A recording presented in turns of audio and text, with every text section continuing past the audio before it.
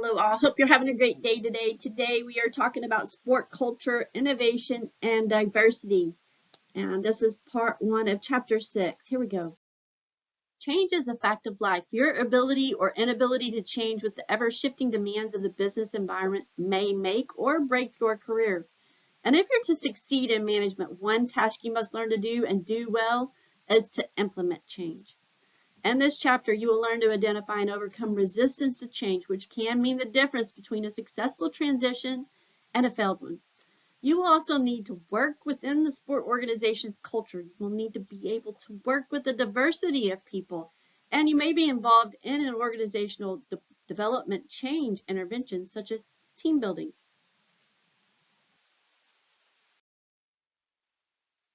Yankees former player and coach Yogi Berra once said, "The future ain't what it used to be." Virtually every facet of how we live and work will change. Today, an organization's long-term success stands directly on the shoulders of its ability to manage change. Things are changing fast, and managers can't get stuck in the way they currently do business. The early term for a smartphone was the BlackBerry. It dominated sales, but it failed to change and lost sales to Samsung and Apple. And in 2016, it stopped making phones completely. Change leadership is an important skill that recruiters seek in job candidates. An important career question to ask yourself is, am I willing to constantly make changes? If your answer is no, don't expect to advance far in your career. The environment is becoming increasingly global and competitive, and organizations need to align their internal and external environments. Innovative organizations strive to make internal changes to stay ahead of the competition, but as they interact continually with their external environment, they often must make internal changes to keep up. When the economy and jobs are growing, there is more money to spend on sport programs from youth through the pros and more money to spend on sport apparel, equipment, and tickets. Today, more sports such as track and field offer a path for amateur athletes to become pros. Even athletes with average skills make millions of dollars per year. The MLB has become a sport where big market teams like the New York Yankees and Boston Red Sox can generate more revenue than small market teams like the Kansas City Royals, and thus can afford to spend more money to acquire star players. More star players means more fan and media interest. The sociology of sport is an academic discipline that has evolved significantly in the past 40 years. Social forces cause the popularity of sports to increase and decrease. You may not know it, but bowling was once a popular professional sport. Social forces also lead to the maxim that everyone loves a winner.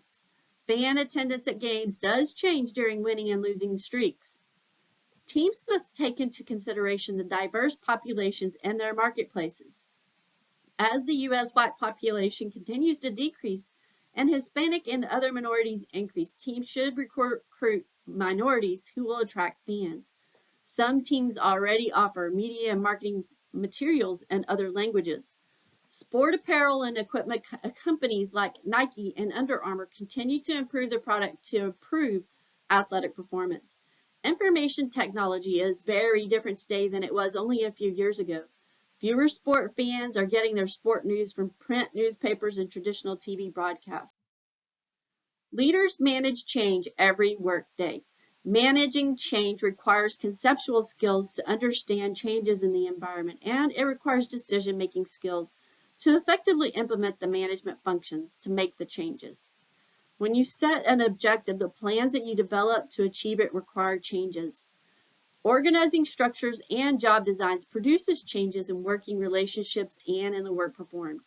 Delegating tasks can add new responsibility to jobs. The process of hiring and orienting and training employees and evaluating their performance may reveal that aspects of their jobs or the approach to their jobs must change. Managers need to apply their leadership influence with employees to continually make changes to improve performance.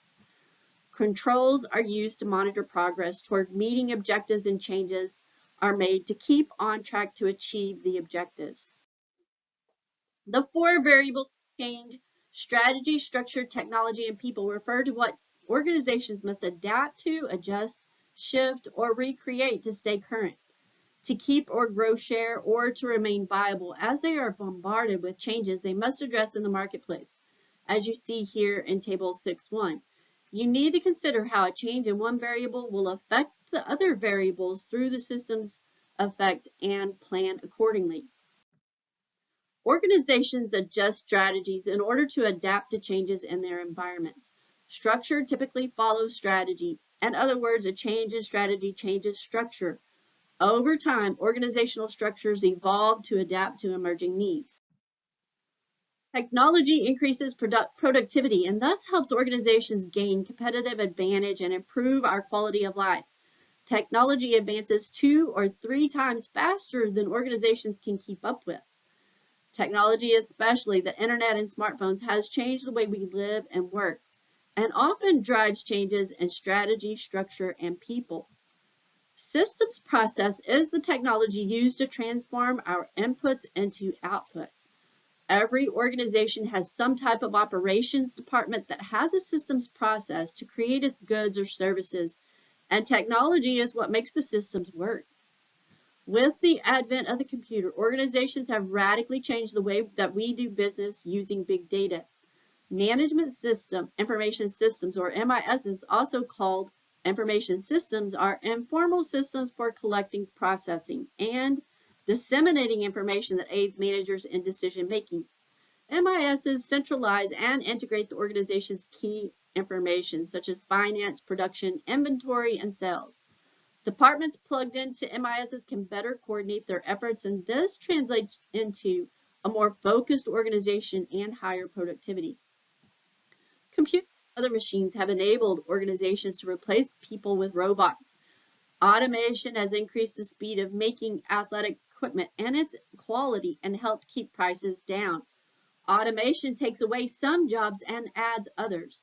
It also changes the type of work people do. Pressing needs for better training, retraining, and higher levels of skill will continue to help athletes to break records for the foreseeable future. Artificial intelligence is the use of any device that perceives its environment and takes action to achieve its goals, such as a self-driving car. Continuing to adjust to road conditions to get you safely to your destination. AI will continue to automate how we work with robots and live in-home or in-home appliances. Incremental change is continual improvement of an existing product with the current technology cycle. Discontinuous change, also called the creative destruction, is a significant breakthrough in technology that leads to a new product, often a replacement product, creating a new technology cycle. This requires competitors to make radical changes or go out of business. People change occur when members join or leave your team and receive education and training to enhance their job skills, including receiving college degrees, just like you're doing right now. People have always been and always will be the key variable of change. Why? Because changes in the other variables will not be effective without people. It is people who develop and implement strategy, structure, and technology. They are the most valuable resource for change. When any other variables change, a change in people's skills is needed. They may require adding new people or training current employees. To stay current and advance in your career, view learning as a lifelong process and continue to keep up with the latest trends and skills in your field. A change in organizational culture is also considered a people change, and we discuss it in the next major section.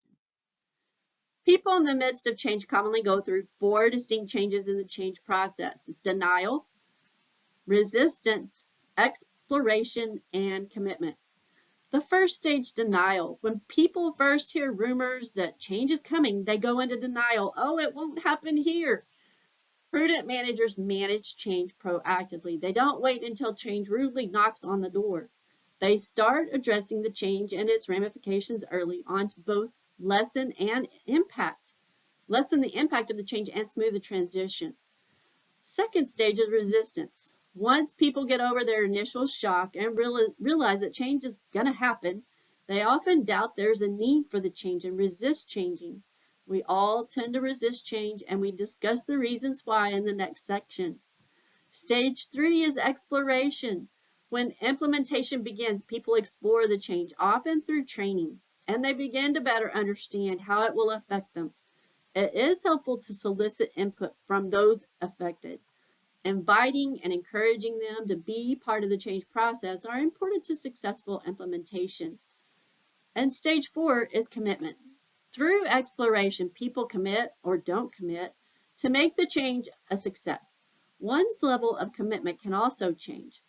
Be alert for naysayers and carefully and patiently address statements like, "It's always been done this way." Figure 6.1 here illustrates the change process. It is presented in stages as occurring in a circular fashion because change is rarely linear.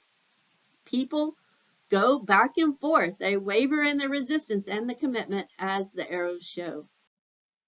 When change programs fail, it's usually because the people involved resist, even sabotage the change efforts. It's important to understand that we all, in one way or another, and at least at one level or another, resist change. Although U.S. law changed to give females equal rights to participate in sport, Title IX of the Educational Amendments of 1972, people resisted, and some are still resisting. As a manager, your job is to enact changes. And here are some of the major reasons why people resist change.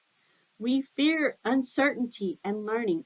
Fear of the unknown is a universal human trait, and people resist change in order to cope with their anxiety and fear of the unknown and failure. Even thinking about learning something new can create anxiety or a learning anxiety. We don't like to be inconvenienced and change successful habits. We often don't want to disrupt our routines or the way things are because they are comfortable. We become fixed in our habits of repetition. Even if the change is easy and we don't have learning anxieties, it's easier to learn to do things the same old way than to change. When you are successful at something, do you want to change at the risk of a decrease in performance? Of course not, right? Have you or anyone you know been pretty good at playing a certain position but been asked by the coach to play another position requiring a different skill set for the good of the team? How did you feel? Did you resist changing positions? We always move to protect our self-interest. When people ask about change, they ask, how will it affect me? Of course, people will resist change if it threatens their self-interest. We are usually more concerned about our own best interest than that of the team or organization. Know any ball hogs who don't want to become team players? We fear loss. Change often brings a loss of jobs, or it may require a pay cut. Witness older players who can no longer demand high salaries as they did when they were rising stars. Ever feared the loss of a good friendship when you or a teammate change teams? Aging athletes are often happy to prolong their careers for a year or two just to spend more time with their teammates. We like to be in control, or at least feel as if we're in control. Actual or perceived losses in power or status, security, and especially control often come with a change program. Aging athletes often want to prolong their careers to keep control of their status as pro athletes and because they fear the uncertainty of a new career. You cannot change anything without your mind accepting the change. So you need to have a mindset that embraces change. Yes, it is easier said than done, but face it, if you know you have to make a change, resisting it doesn't help, does it? So accept it and make the change willingly. Follow Nike's advice and just do it. In addition to changing our thoughts, we need to make change behavior a habit to make it successful. If you say you will exercise more, but you don't make a scheduled time to work out, a routine habit, you may not work out. Developing a habit takes conscious planning and effort, so schedule time to work out. The good news is that there are ways to alleviate their fears and overcome resistance, as well as more ways to overcome your own resistance. And here are some key ones. Number one, create a trust climate. You do this by carefully developing and maintaining good relations with your team so that they trust you. Make sure your colleagues understand that you have their best interests in mind. Constantly look for better ways to do things. Encourage people to suggest changes and implement their ideas. They are valued members of your team. Show it. Develop a change plan. Successful implementation of change is no accident. Behind every successful implementation stands a good plan. Develop one and then use it. Identify possible resistance to change and plan ways to overcome it. View change from your team's position and set clear objectives so that everyone knows exactly what to do during and after the change, and make sure your plan addresses the next 5 issues. State why the change is necessary and how it will affect your team. Communication is the key. People need to know all the whys and all the hows. Why are you doing this? How will it affect us? Give them the good news and the bad news. Be open and honest and ethical in bringing about change. You've taken great care to build trust. Don't squander it. Giving everyone the facts as early as you can not only prevents their fears, but also helps them feel in control. How they can make plans. If the grapevine starts spreading incorrect information, correct the information quickly and firmly. Create a win-win situation. Obviously, you can't always do this, but often you can meet employee needs and achieve the objectives you've been given. Think about how you can answer the question everyone is thinking, but nobody is asking. What's in it for me? People who see how they will benefit from a change will be more open to it. So how do you create this win-win scenario? You want to involve people. It's a fact. A group's commitment to change is critical to success. Here's another fact. People who develop change are more committed to the success of the change than they are those who don't. It's about ownership and about control. It helps if you phrase your own ideas as if a team member said them so that they commit to your idea for change without realizing it. If we feel we own the change, we feel in control and will work hard to make it succeed. Provide support. Training is very important to successful change. Therefore, it behooves you and your organization to provide as much training as you can before, during, and often make a change, often after a change is made. Thorough training reduces learning anxieties, alleviates frustration, and helps people realize they will have a life after the change. Get them to believe I can do that. Follow through. Coaching in the office or on the field is all about persistent follow through to maintain and improve performance. Before initiating change of any sort, savvy managers anticipate how their team will react. Looking at 3 components of the resistance itself, intensity, source, and focus, will help you understand why certain members of your group may be reluctant to change.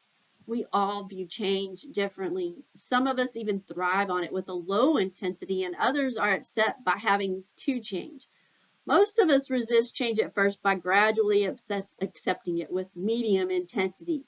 Yet some of us resist it forever with a strong intensity. And we view different changes differently. To implement change, it helps to know the intensity of your group's response. To lower the intensity, follow the 7 methods for overcoming resistance to change. Resistance to change arises from 3 sources. Facts. All of us at one time or another have used facts to prove our point.